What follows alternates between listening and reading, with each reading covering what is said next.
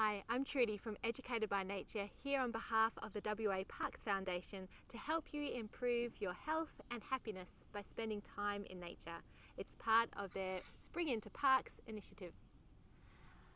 Well, sometimes in our lives, we as modern humans can feel a little bit disconnected from nature, like we're separate and living outside of nature, and then nature's over there and then we're over here in our suburbs or our houses or cities.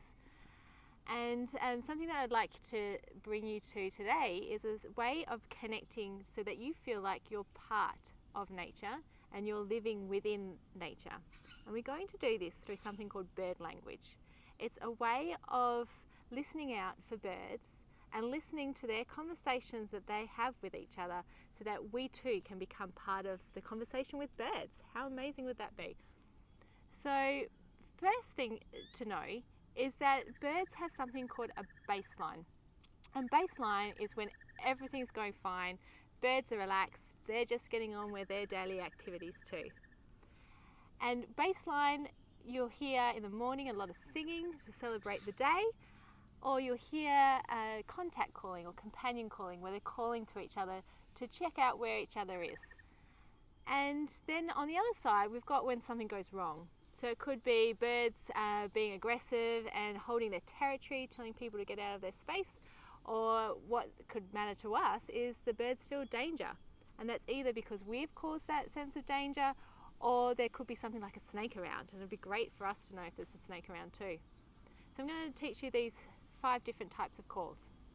So that first one is birdsong.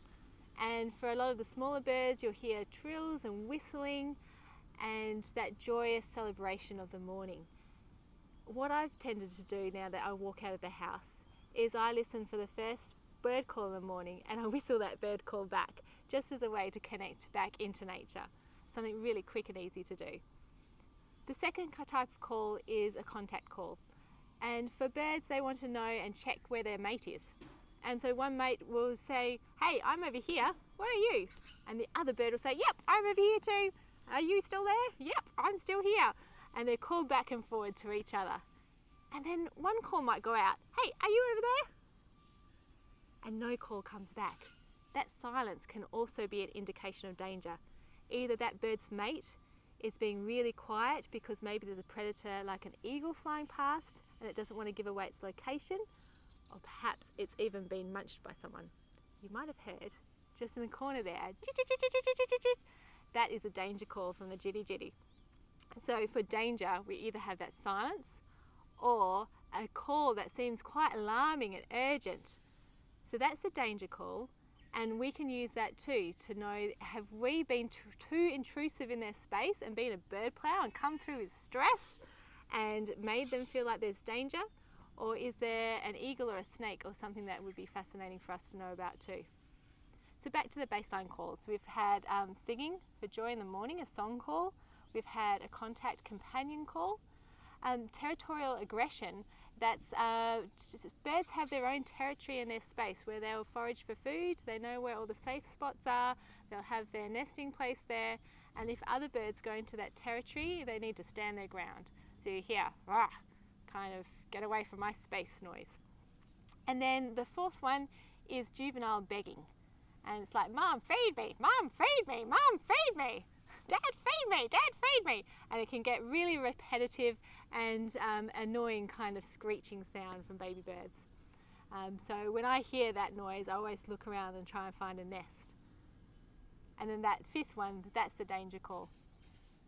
So when I go out into a wild place, I actually want to hear the birds and I don't want them to feel threatened of me. So I'm really conscious of that danger call and that alarm call.